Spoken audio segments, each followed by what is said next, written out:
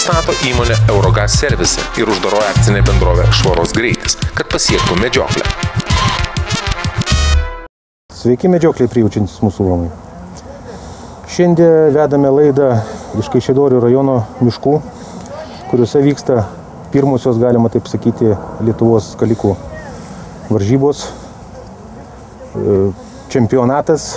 Šiandieną vyksta sužeistų žvėrių paieška, tai yra imituojama viskas, pėdsakai padaryti buvo vakar, paros laikas ir šiandieną žiūrėsim, kokie bus rezultatai.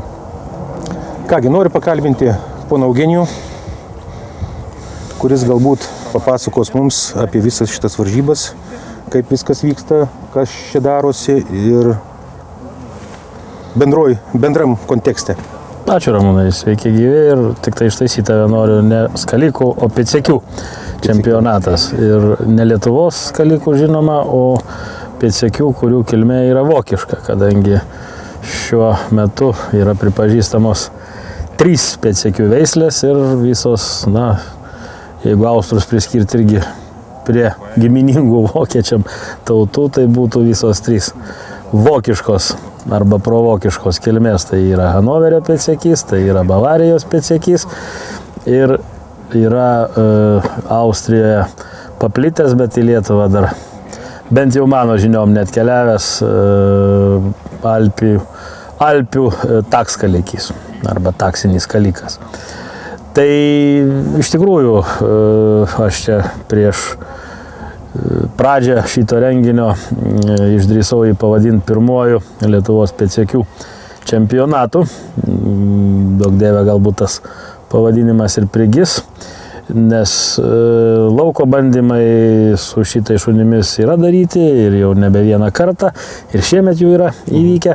O štai tokios varžybos, kurios yra labai populiarios Lenkijoje, Čekijoje, Slovakijoje, Vokietijoje, Austrijoje, Vengrijoje, ten, kur paplitę šitos šunų veislės, pas mus daromos pirmą kartą.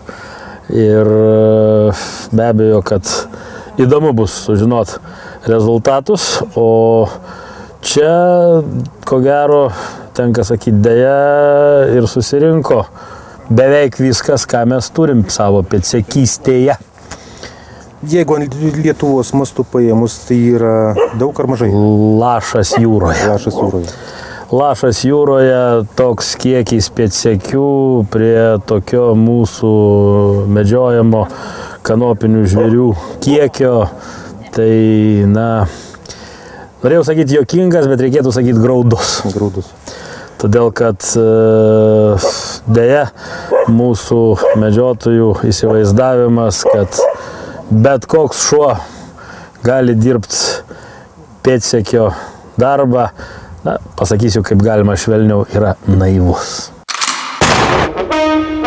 Vasario 27 dieną sodyboje medžiotojų sostinėje įvyks tradicinė medžiotojų žiemos šventė. Programoje įvairios šaudymo varžybos, folkloro grupių koncertai, liaudies meistrų mugė, prekybininkų parodos, stendai skirti medžiotojams ir visiems gamtos bičiuliams. Aktyvios pramogos, Marseliukės klėtis vaišės ir laužai neleis sušalti ir pradžiugins kiekvieną atvykusi. Renginį veda anekdotų karalius Raimondas Šilanskas. Šventės mecenatas kaimo turizmo sodyba medžiotojų sostinė. Pagrindinių rėmėjų Zala Arms Oksalis Volfora ir Voli dėka renginys nemokamas. Daugiau informacijos www.medžiotojusostinė.lt. Vis dėlto tam šitie šunys yra pritaikyti būtent tik tai sekti. Aš nemanau, kad tos mano vardintos tautos, tų kraštų medžiotojai buvo tokie keistuoliai arba kvaileliai, kurie iš neturėjimo ką veikti, kūrė tokias veislės ir organizavo arba kūrė visą tą sužeistų žvėrių paieškos sistemą. Tai yra praktikos patikrinti dalykai. Vienas iš šitų varžybų dalyvių, panevėžietis Eugenijus Družas, jisai turi seną patyrusį jau 8 metų Hanoverį ir jo Hanoveris yra jau suradęs virš 100 kanopinių žvėrių sužeistų. Tai čia vienas šuo. Įspūdingas skaičius. Ne ta žodis, kad įspūdingas skaičius. Ir va, tokiais rodikliais labai mėgsta didžiuotis kitų kraštų pėdsekių šeimininkai, o pas mus tai galėtų būti puikus pavyzdys ir vat, tą Eugenijų reikėtų vežiot po mūsų būrelius, rajonus, ne kaip pavyzdį, o kaip lektorių, kad jisai papasakotų, kiek ir kokį atstumą nueina mirtinai pašautas žvėris. Kai mes kalbam apie tai, kad nuėję 100 kitą metrų ir radę kelis lašus kraujo, darom kategorišką išvadą išgyvens, arba dar blogiau, kai kraujo nėra ir mes be jokio sąžinės graužimo nusprendžiam, kad nepataikėm, tai mes, dar kartą tą žodį pakartosiu, mes esam labai naivūs. Tai čia pagrindinė būtų tikriausiai mūsų medžiotojų klaida, kada pamatė tik tai kelis lašus kraujo. Taip. Palieka, galima sakyti, žvėrį. Taip, palieka žvėrį supūtę, vadinkim daiktus tikraisiais vardais. Eugenijau, kitas klausimėlis. Pats seniai jau, kaip sakyt, vadovauja medžioklės skyriui, pats esi medžioklės žinovas. Norėjau pasiklausti, ar matai kažkokią tendenciją, kad šita veislė Lietuvoje populiarėja? Taip. Tai tos tendencijos man ypač gerai matomos ir dėl tos priežasties galit priimti ir kaip pasigyrimą, bet esu absoliučiai teisus šitoje vietoje. Mano medžiotojų kolektyvas, arba tada būrelis vadinosi, dabar klubas, buvo pirmasis, kuris Lietuvoje įsigijo porelę Bavarijos pėdsekių. Tai atsitiko dar 1988 metais.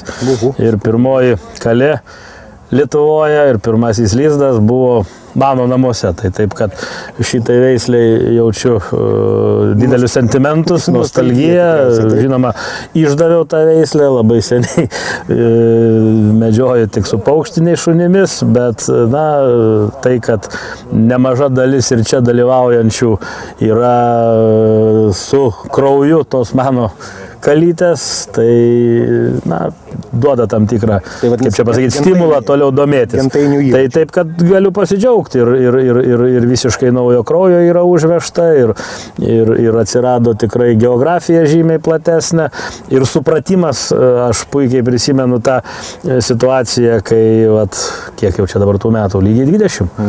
Lygiai 20 metų, prieš 20 metų pirmąjį lizdą išplatinau, tai ne vienas ir ne 2 ir ne 3, o tam lizde buvo 5 šuniukai, įsigydami šitos veislės šuniukus, įsivaizdavo taip, kad Bavarijos pėdsekys, o tai reiškia, tai reikia sulaukti, kad užaugs ir paleisti į mišką ir atves prie tos sužeisto žvėries. Tai buvo didelio nusivylimo kai kam. O dabar jau matyt tie, kas šiais laikais įsigyja tą pėdsekį, tai daro sąmoningai ir puikiai supranta ir žino, kad dėja tik tai nuoseklus. Nesakau, kad labai sunkus ir sudėtingas. Tas pėdsekio mokymas tikrai nėra kažkas tai reikalaujančio išskirtinių sugebėjimų. O vienintelis dalykas, kurio reikia turėti ir be kurio neįmanoma, ne tik pėdsekio, bet kokio šuns gerai išmokyti, bet ypatingai pėdsekio, tai kruopštumas. Tai yra, jeigu prirašyta toj mokymo metodikoje, 2 kartus į savaitę reikia šitą procedūrą atlikti, tai būk malonus ir padaryk, nežiūrėdamas į orą, nežiūrėdamas į savo nuotaiką, nežiūrėdamas į šuns nuotaiką. Tai matyt šitas momentas yra pats sunkiausias. Žinoma, nereikia ir pamiršti ir to, kad jeigu, sakykime, kitų medžioklinių šunų veislės laikant, tai, noriu važiuoju medžiot, noriu nevažiuoju medžiot. Noriu imu šunį, noriu neimu šunį. Jeigu tu įsigijai pėdsekį ir nusprendai jį naudot pagal paskirtį, tai tu, galima tai perfrazavus pasakyti, įsidarbini greitojo pagalboje. Tavo telefonas tampa žinomas apylinkių medžiotojams ir šitų šunų savininkai, jeigu juos pakalbinsit, jums paliūdis, kad skambutis ir dažniausiai vakare arba anksti ryte. Tai čia yra, tokia medžioklinės veiklos rytis, kuri reikalauja tam tikro fanatizmo ir niekur net ir čia, kur aš tos linksniavau kraštus tų šunų nėra gausu, bet egzistuoja, jeigu taip galima pasakyti, per 100 su trupučiu metų susikloščiusi tradicija, kad kažkokioje tai teritorijoje yra šeimininkas su tokiu šunimi, tos apylinkės medžiotojai žino, pažįsta ir jį kreipiasi. O tie žmonės, tiesiog yra fanatikai šito dalyko. Eugenijau, ar gali būti toks variantas, kad šita veislė nėra tokia populiari pas mus vien tik dėl to, kad su jais reikalingas kruopštus, kaip pats minėjai, darbas? Pas mus populiarios tokios veislės yra mažiukų, jekterjerai, laikos, taksai dar pasitaiko, paukštiniai šunys. Labai dažnai užduodu tą klausimą, kur čia šaknys ir kur čia šuo pakastas, nors niekas jo ir nekasė, žinoma, kam tą šunį kast, bet taip ir nesurandu atsakymo. Sakykime, kai kurių veislių trūkumų arba stygių mūsų krašte galima apkaltinti sovietmetį, kai nebuvo kontaktų su užsieniu, kai nebuvo galimybių kažkokių tai veislių įsigyti, bet tais laikais kanopinių žvėrių buvo medžiojama gal netgi daugiau negu kad dabar. Vertė jų irgi turėjo būti suvokiama ir suprantama medžiotojai, o galimybių, sakykime, iš tų pačių to meto socialistinių kaimynų, Lenkų, demokratinių vokiečių, čekų, slovakų gautas veislės nebuvo problemos, juk šitai buvo užvežti jekterjerai iš demokratinės Vokietijos ir paplito atsiradus tam tikrai nišai medžioklėje, kai kailinių žvėrelių medžioklės tapo labai populiarios.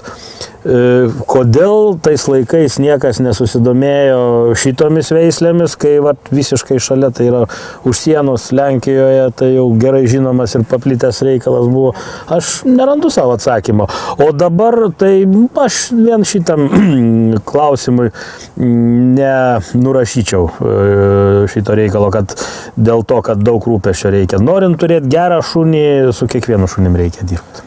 Tai gal čia yra tas problema, kad sunku juos išmokyti, gal sunku laikyti, gal jų kaina yra didelė? Ne, kaina jų yra tokia pat, kaip ir visų kitų, nei didesnė, nei mažesnė. Aš galvoju, kad svarbiausias dalykas tai yra informacijos stygius. Kaip mes pradėjom kalbą pačioj pradžioje. Apie tai, kad toks naivus įsivaizdavimas ir suvokimas, kad tos sužeisto žvėries ieškojimas, tai yra ant tiek paprastas ir nesudėtingas dalykas. Praėjai pėdsako arba radai, arba neradai. Ir sutik, kad didelė dalis medžiotojų tik tai taip ir įsivaizduoja. Galbūt, kai žiema, kai sniegas, tai kažkiek tai yra pateisinama. Bet tykojimo medžioklėse tai toks požiūris yra daugiau negu kad naivus. Nes dažnai tie pėdsakai pasibaigia už kelių žingsnių nuo tos vietos, kur šovai pasibaigia tau, ne šunį. Tai toks supratimas, toks suvokimas ir žinoma, čia visas kompleksas ir dėl to, kad mūsų medžioklinėje literatūroje apie tai beveik nebuvo šnekama ir dabar per mažai kalbama. Dėl to trūksta tiesiog to elementaraus arba kritinio žinių kiekio, kuris medžiotojui atvertų tą vaizdą, jeigu kalbė. Baisiai sveika būtų, jeigu nors dalis medžiotojų gautų progą praeit nors kartą paskui vieną tokį šunį ir savo akimis pamatytų, kaip toli nueina mirtinai sužeistas žvėris. Tai galbūt atsiveria akys. Galbūt pats paminėjai, stoka pas mus gal dresūros yra, kas to užsiima. Ponas Vytautas Tamušiūnas visą šitą organizavo renginį. O čia rinka, paklausa gimdo pasiūlą. Galbūt, nežinau, žmonės bijosi ir medžiotojai, Nemanau, kad literatūros trūksta. Šitoj vietoje, man atrodo, labiausiai tai, ko trūksta, tai noro. Teisingai.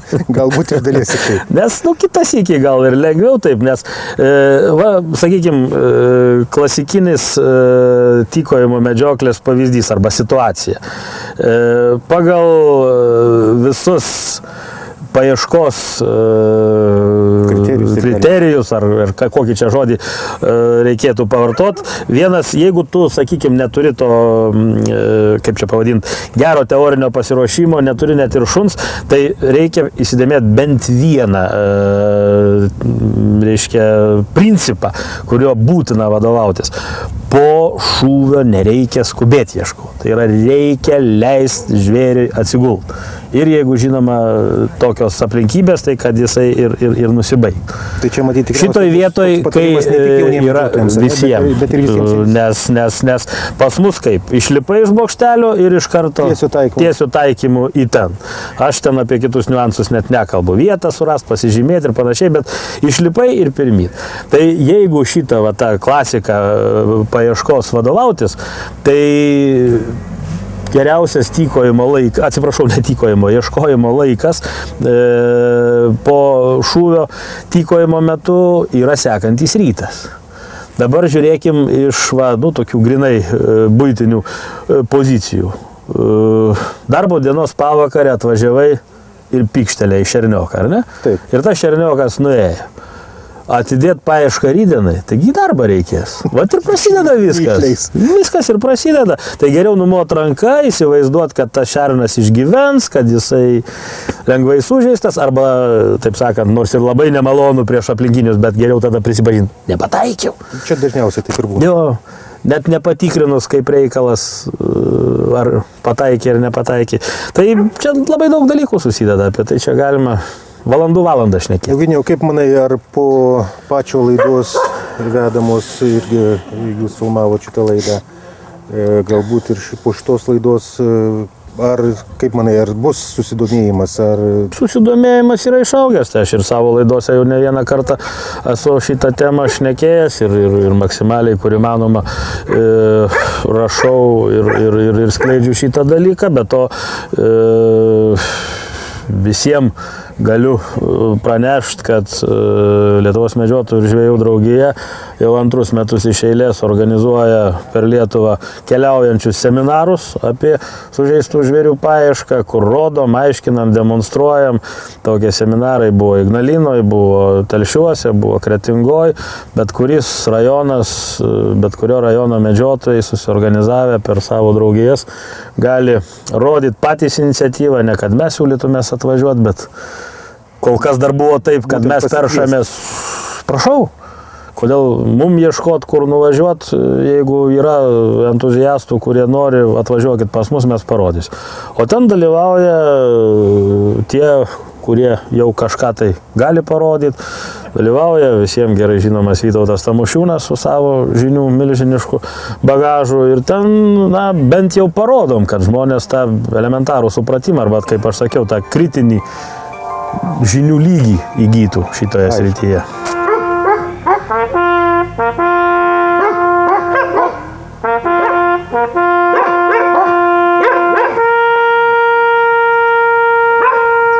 Uždaroji akcinė bendrovė Eurogas Service nuo 2000 metų sausio mėnesio prekiavo automobilių dujinė įranga. Jie montuoja, prižiūri ir remontuoja. Nuo 2005 metų įmonė pradėjo gaminti 4. kartos tiesioginio dujų purškimo sistemas Eurogas Service. Šią Lietuvoje sertifikuotą dujinę įrangą pamėgo daugelis Lietuvos montuotojų. Dujų sistemos turi sertifikatus atitinkančius ES standartus. Didelė įmonės patirtis rodo, kad patikėjus savus automobilius tikriems profesionalams jūs ne tik sėkmingai pasieksite medžioklę, bet ir neturėsite rūpesčių kasdieninėme jų eksploatavime. O svarbiausia, sutaupysite laiką ir pinigus.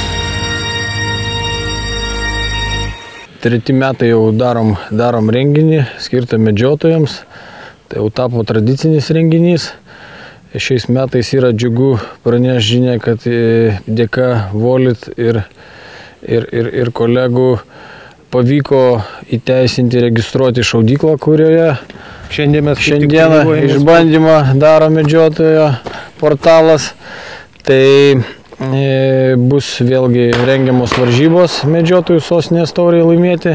Kviečiam visus šaulius registruotis, paskubėti, kadangi tikrai laiko liko nedaug ir mes iš ankstinės registracijos negalėjom daryti anksčiau laiko. Šių metų galbūt naujiena, kad renginys bus skirtas atkreipti dėmesį į gamtosauginės temas. Mes daug dėmesio skirsim paukščiams, paukščių apsaugai. Kartu su Kėdainių miškų urėdija medžiotojų sostinės sodyba pagamino 1000 inkilų skirtų smulkiesiam sparnuočiam.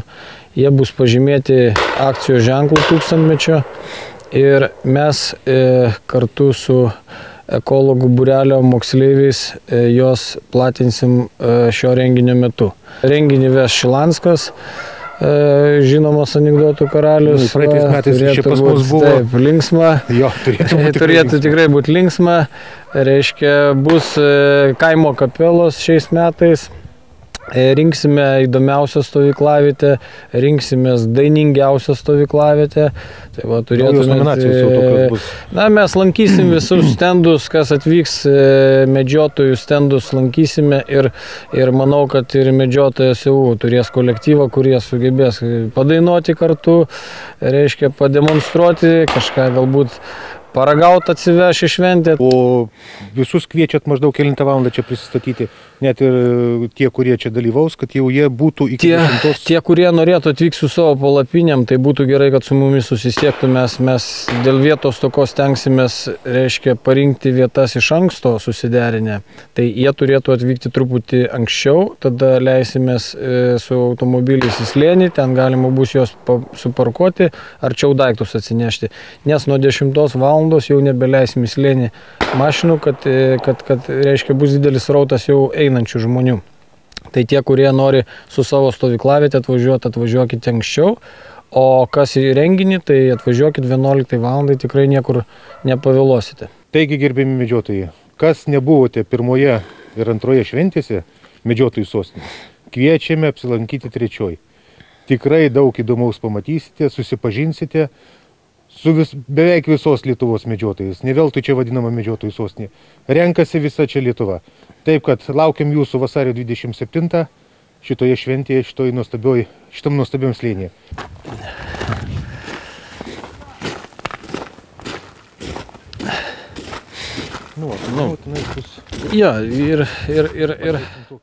Sveiki, gerbimieji. Šiandien lankomės Švenčionių rajone, palei pat valstybės, beje, galima taip sakyti, sieną.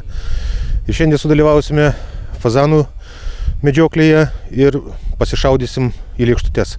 Išbandysim savo akies taiklumą. Tuo labiau, kad medžioklės sezonas jau į pabaigą. Tikiuosi, gerai praleisim laiką. Bus linksma, įdomu ir tikiuosi, kad turėsim ką jums irgi parodyti.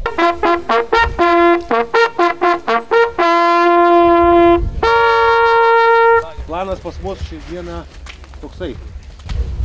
Stosime tam miškelį, nuvalytam. Visi apstojom ratu. Iš vidaus bus leidžiami fazanai ir juos, kaip sakyt, mes medžiosime. Dabar planas būtų medžioklės visa eiga tokia, kad visi pasijaustume atmedžioję ir medžioklėje. Bus paleidžiama fazanai serijom. Išleidžiam 5 fazanus, juos susimedžiojam, tada visi 40 pajuda per vieną vietą, žodžiu, jeigu stovėjom šalia, ratuką mes turėsim visi, va taip, visą seriją pakovės visus fazanus. Išmedžiosim, mes visą ratuku, va taip, po kiekvienos serijos baigėsi visi šaudimai, šautuvai atlaužti pas visus. Jeigu fazanas skrenda žemai, į jūs ar kažką tai tokio arba nepatogu šauti, apsisukat ir šaunat už rato ribų. Supratote, ne? Taip, kad dar sykį akcentuoju šitą saugumo techniką. Fazanų medžioklėje visi stovėsim ratu ir pasižiūrėkite, kad jūsų šūvis būtų atsakingas. Bus numeriai. Išsitraukėt numerį atėję, pasiimat kortelę, užkišat prie savęs, kad matytųsi. Šalia. Ekeičinis, nerim. O. Galiorka jau, ne?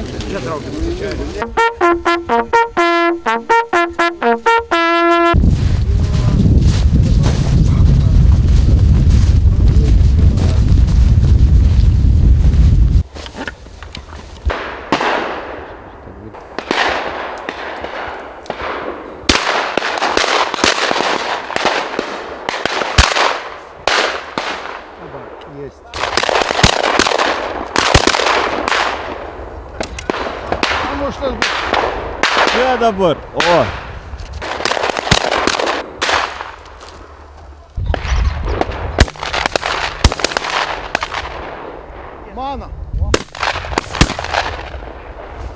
Vajo?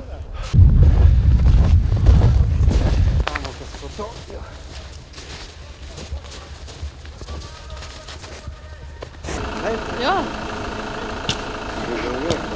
Reikia nufotkint visą savo fotą. Va,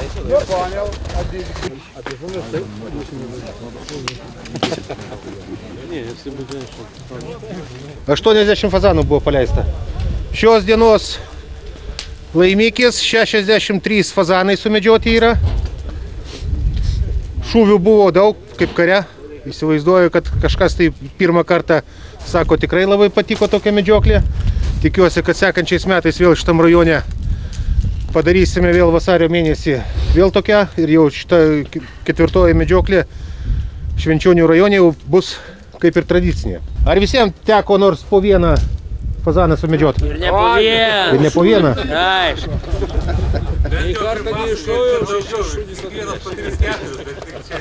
Didelis dėkui Vilniaus ginklams, ponui Zygmuntui. Ačiū.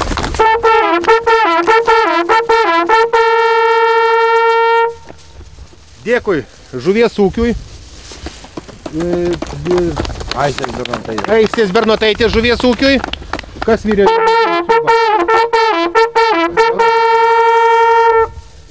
Dėkui uždarai akciniai bendroviai Gmeka.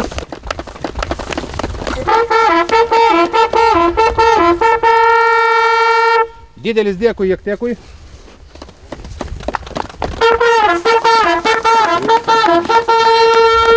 Taipogi Jolada, ne? Atstovas tik tai. Atstovas tik tai. Dėkui Joladai už žuvienę ir visą kitą.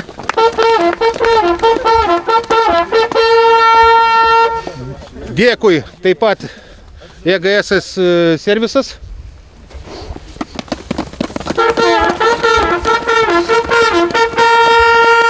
Ir paskutinis rėmėjas Labonoras.